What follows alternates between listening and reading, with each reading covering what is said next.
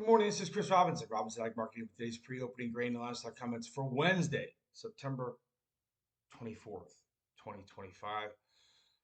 Whippy night overnight. We did get about a 15-cent trading range in soybeans. Soybeans actually finished up 4 3/4 cent at 10.16 3/4. And these corn finished up 3/4 of a cent at 4.27, and December wheat finished up 2 3/4 at 5.23 1/4. I can't really put a whole lot of faith in that. I want to see what happens today during the regular trading session. We did have a bit of a turnaround Tuesday yesterday after hitting big technical retracements in the beans.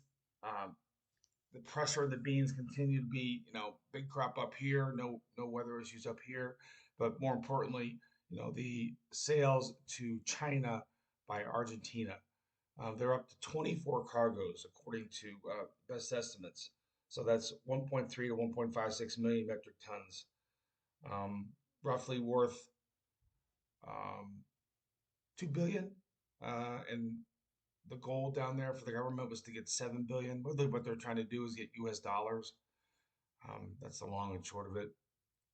So they've cut their sales tax. They've cut their bases, everything. They're aggressively selling, and China is meeting the offers. They're coming in buying it.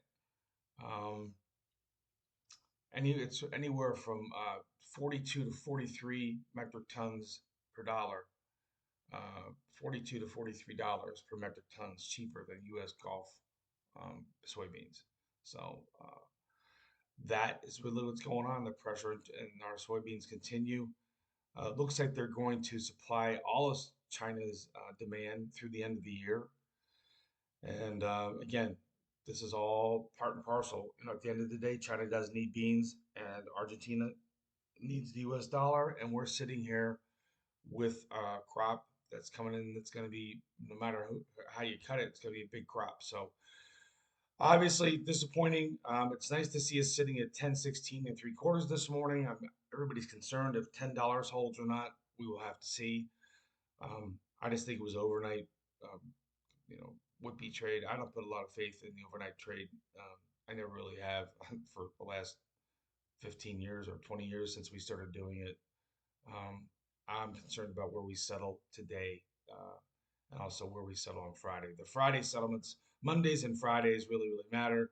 Overnights, anything can kind of happen. That's my view about trading in the overnight markets, because it doesn't take a whole lot. The volume's not there lots of times, and you can whip quite a bit around. We're going to see today if we continue to get any pressure at all. And the fat cattle finished yesterday down about 50, 238.75. Um, I guess that's the number one thing we're going to see today is, are we going to re-challenge the new highs in cattle? Certainly looks like we might in October. October's old contract high we had to worry about 369.375. We settled at 362 and change.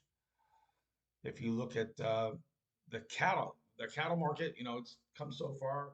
We did have a pretty, sizable correction 10 days ago. We dropped $24 in the feeders. We dropped $13 in the fats. But this market turned right around, and it looks like we're going to try and re-challenge the contract high. So that's kind of where we're at with cattle. There is the talk yesterday that the government is going to send some money out to make sure that farmers will rebuild the herd. Um, I don't get political in my commentary. I don't. I don't have time for that. There's enough people that do politics. That's not my wheelhouse. However, it will impact um, cattle prices eventually.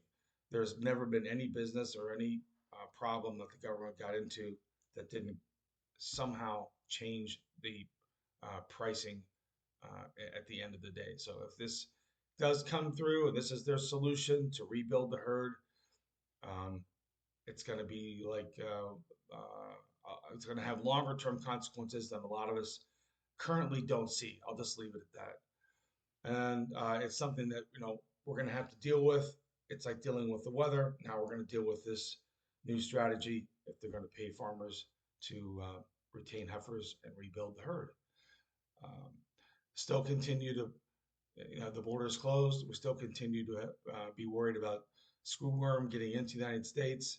That's all rolled up in this ball of risk that comes out every day. Every day we have to deal with the price, and that's really what I try and focus most on is the price.